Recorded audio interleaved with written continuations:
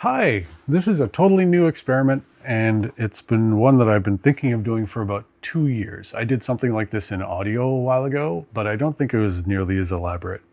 This is a special feature for the book, well, actually for the quartet of books that starts with Rogue Assembly, and that is the Rogue Element Quartet.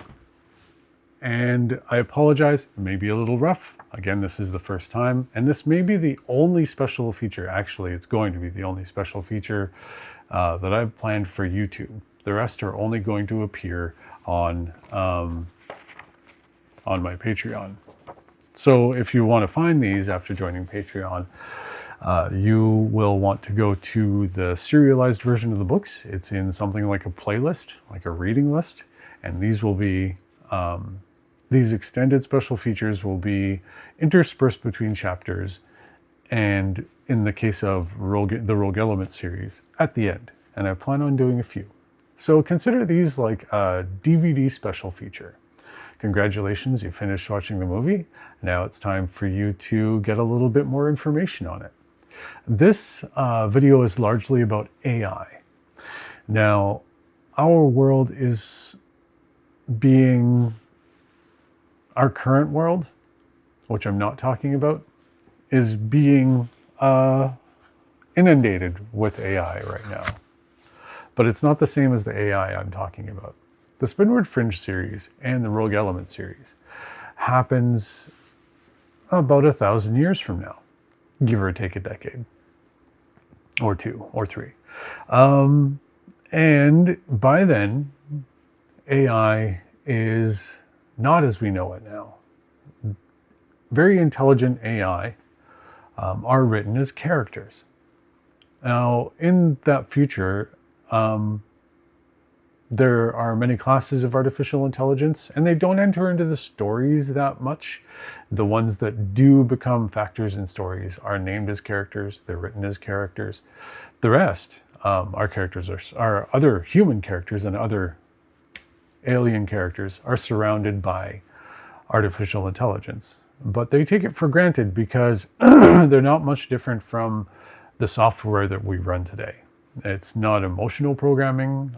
These artificial intelligences that they use every day are layered, they're efficient, and they don't have personalities for the most part.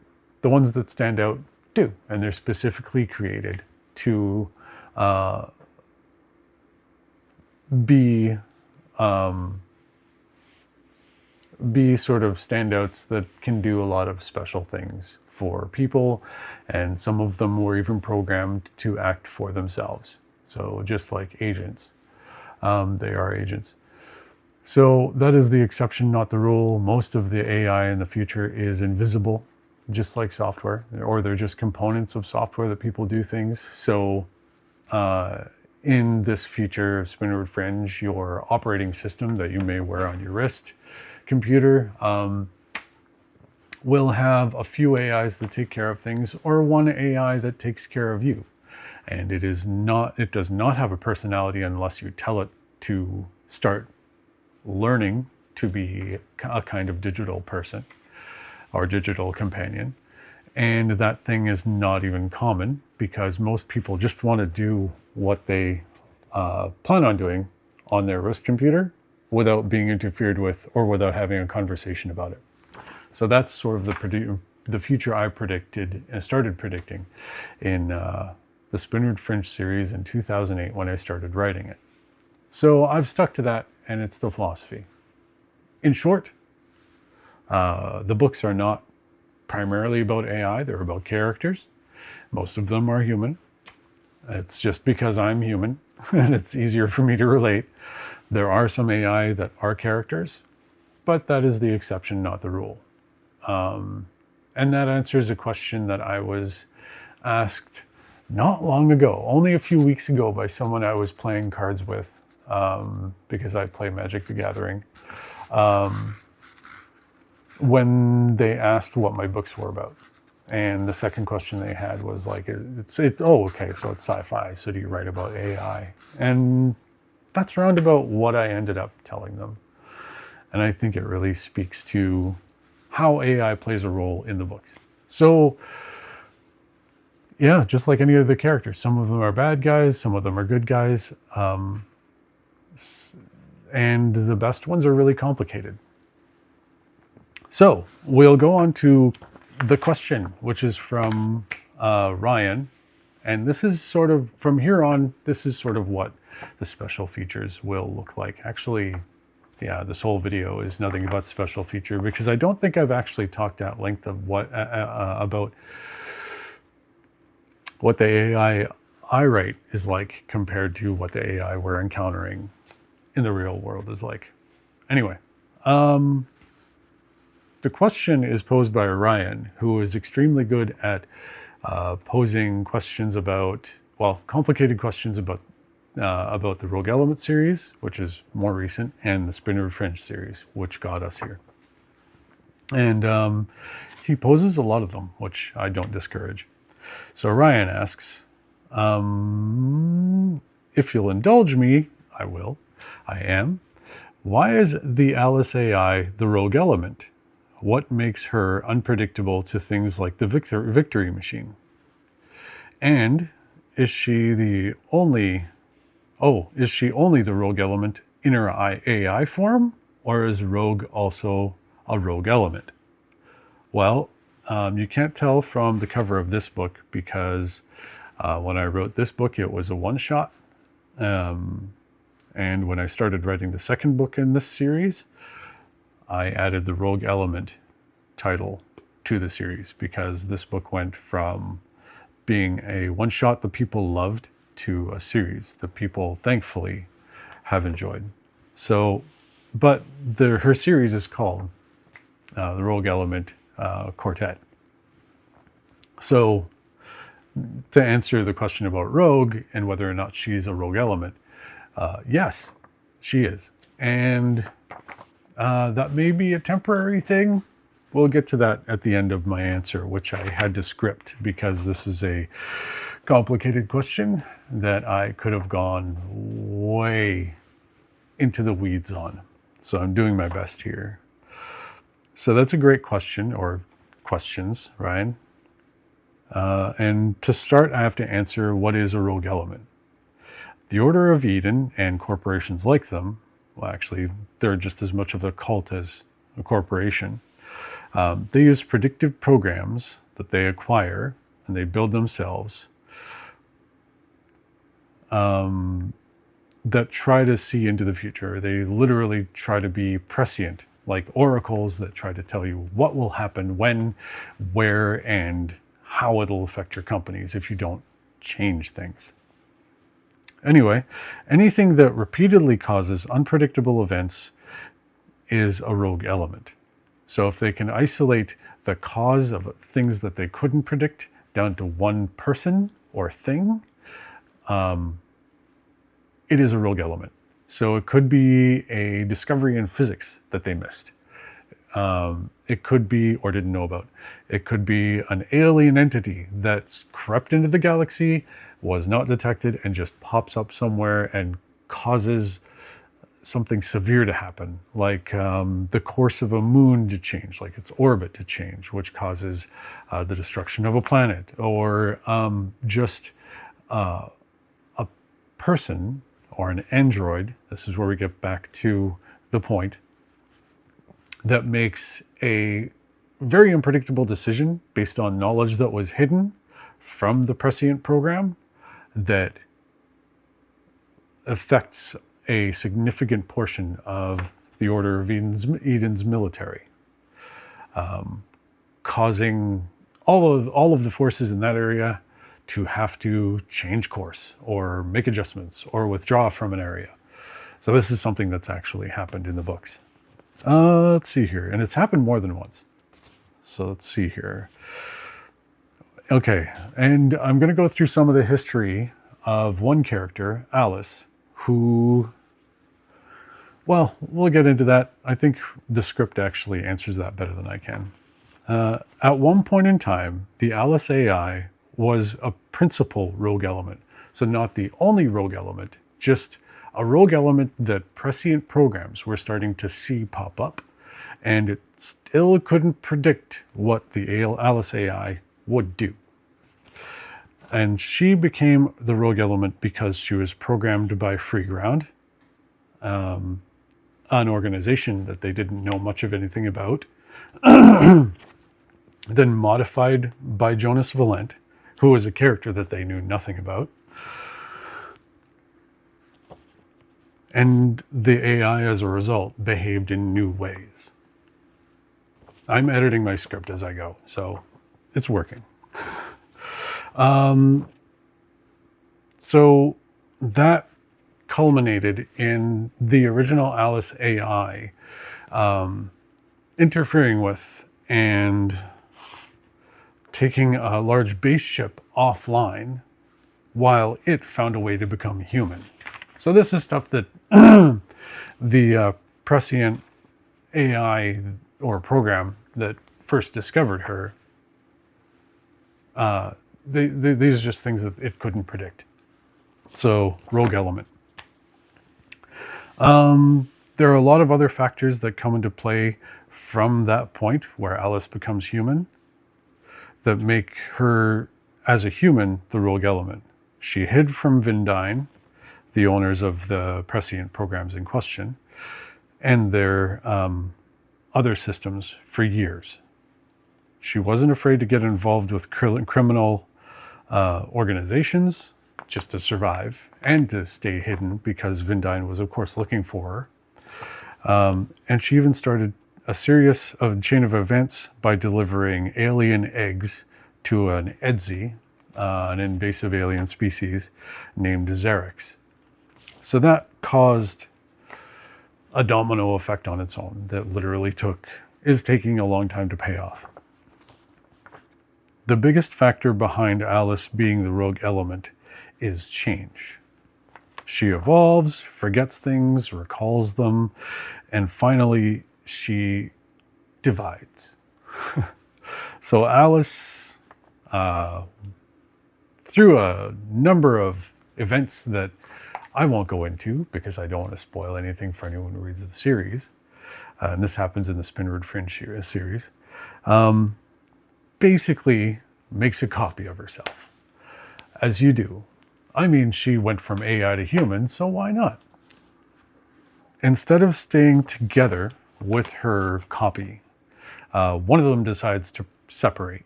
This is a action that was not considered likely by most artificial intelligences that were tasked with predicting the future. It would have predicted a future where the two, Alice stayed together with her duplicate, but it would have also predicted a future where they separated for all kinds of different reasons with different motivations. And that would have been presented as a much less likely scenario. But of course, Alice's copy, the copy she made, decides that she shouldn't try to share Alice's life with her. And she should leave, which is one of the most unpredictable outcomes for that situation. And that's where this answer starts to become a question again. So when the duplicate that Alice made becomes rogue, calls herself rogue, which happens in Spinward Fringe Hunters, broadcast 16. When that happens, she calls herself rogue, and that's where these books start. These books start a few months after that, and they go into what happened after she left. I won't go into why Rogue decides to leave Alice, but it makes a lot of sense, and it's actually a fairly selfless act that is a good reflection on Alice's character. Because imagine if you made a copy of yourself and that copy said, I love all the same people you love. I like all the same things you like. But if it was a copy of me and he said, you know what, man, I'm gonna not live here with you, because I don't want to drive you crazy. I don't want to double your grocery bill. I don't want to confuse your readers by writing things that you would probably write, but may eventually be quite different. And, we'll play a couple Magic the Gathering games, we'll play some cards, and you know what? By the end of the day, I'm going to pack some stuff you don't need, and I'm just going to go, and I'll check in, because I don't want to complicate the lives of everyone you know by popping in someday and saying, hey man, there's two of us. Isn't that interesting? No. I'm going to just go off and have my own adventures. That's basically where this starts. It's a good, for instance, that science fiction has explored, but I had a lot of fun with. And I think I did a few things that you won't see on TV, movies, or in most books. Anyway, so that's basically what happens, and most of the computer systems that are and programs that are supposed to predict the future in this universe, they didn't really predict that, or didn't see it as very likely. So I detail Rogue's journey through these books, and I'm very happy with how these books turned out. So part of the answer of, why Rogue and Alice are rogue elements, because at different points in time, either one or both are considered rogue elements by predictive AIs, which you don't really see in the books. Like, there are very few encounters with predictive AIs because they run in the background, and the organizations that depend on them hide them because they know things about their organization that they don't want everyone to know. If you have a artificial intelligence, per se, that is meant to help you out through life, and part of its function is to predict what will happen to you based on how you're behaving and what you have and what you're accumulating and losing, you're going to tell it everything you can so it can be as well equipped as possible to make those predictions to help you out. And some of us don't want the world to know everything there is to know about us. These organizations are the same. They want to use these AIs, or these predictive programs, as effectively as possible, which means they have to know as much as possible. And these organizations have a lot of secrets that could really blow up their organizations.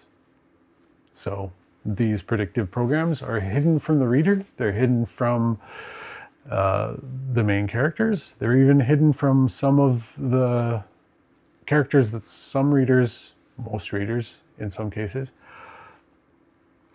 in the cases of certain characters, would consider villains. They're just only the top members of these organizations would have full access to these prescient programs, and they would factor the predictions they make into orders that trickle down throughout the whole organization, basically. And this is where we come up to the present in the Spinward Fringe series, and potentially the Rogue Element series, which I don't think I'll continue the Rogue Element series if I'm happy with the quartet of books, the 4 books. If I write another Rogue novel, it'll either be another one-shot or it'll be another short series.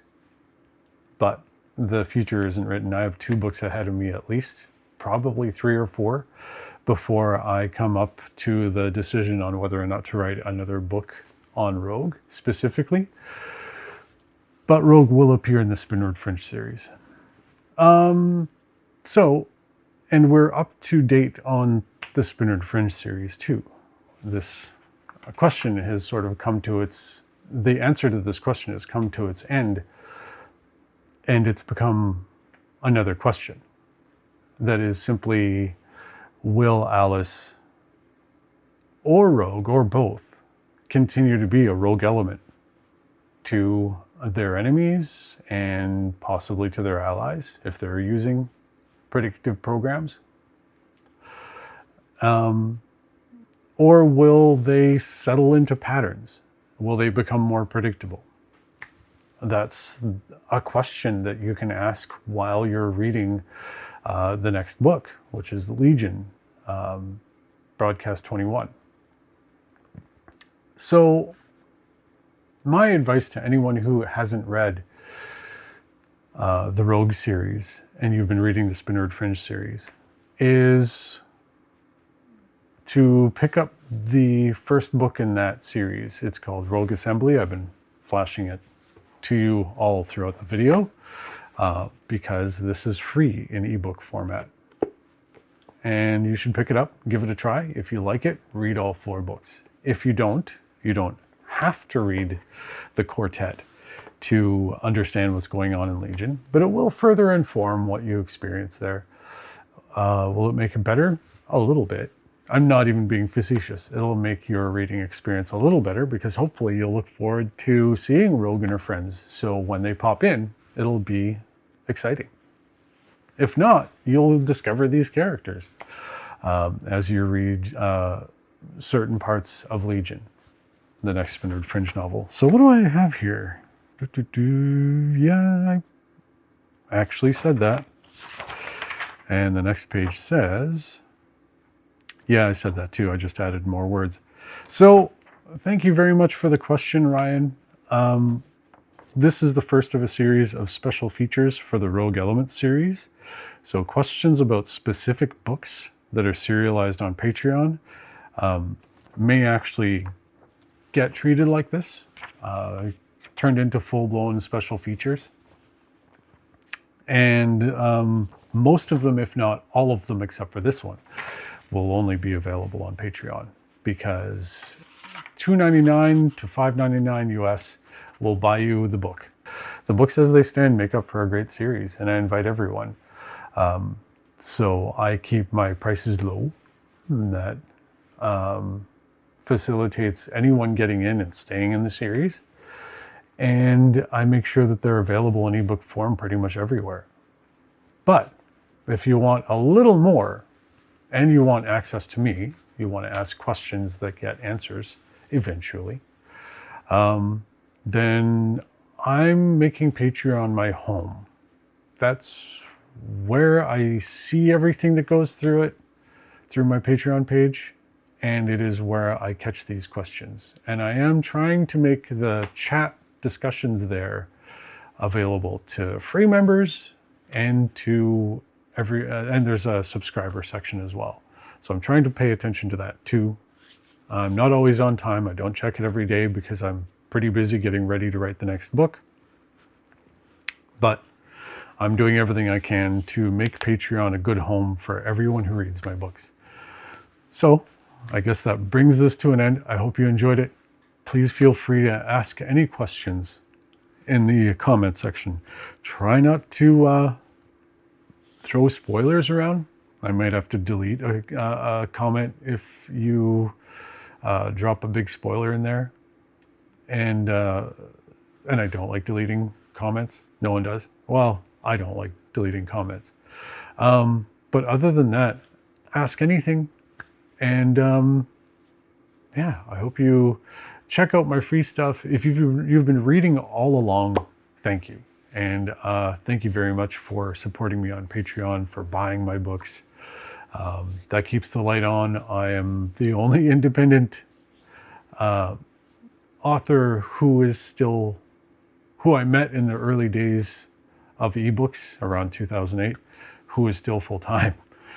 So I want to keep that going, and because I want to spend as much of my time as possible being creative, writing books, and now discussing books